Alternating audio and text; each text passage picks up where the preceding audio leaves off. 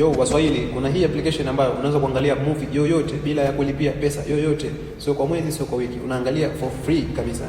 Jina la application hiyo ni hili hapa, inaitwa Cinebuy, na usinikosoe sijui kama nimetamka ndivyo au sivyo, utajua mwenyewe. Wewe muhimu nenda kaipate hiyo application, ukae nayo kwenye simu yako, angalia movie ule kitonga hicho.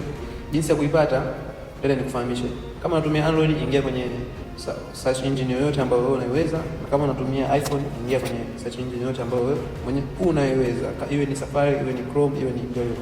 Sasa hizi ndio step zake. Let's go. Sasa mimi nikaingia kwenye browser yangu hapa, nikaandika Cinebuy.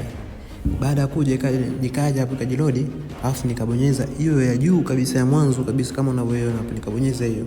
Alafu unaona nikatafuta sehemu ambayo imeandikwa share, alafu nikaitafuta sehemu ambayo imeandikwa add to home screen, alafu nika add to home screen. Kama unavyoona application tayari imeshaingia. Kwa hiyo hii ndio application yetu. Tunaziona movie zetu, na hii imetoka juzi, imetoka jana sio juzi, 2026 mwaka huu. Alafu unakuja kwenye watch party, hii ndio sehemu ambayo unaweza kuangalia movie na mpenzi wako au na mtu wako kama yuko mbali, mama unani hivyo. Sasa nikwambie kitu kimoja, pia unaweza kudownload movie bure for free. Nice, umeipata application. Kwa hiyo hicho ndio kitonga cha leo.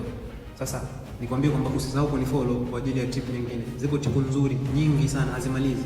Kwa hiyo asante sana, usisahau kunifollow. Si mwingine ni Shija Boy. Umetisha.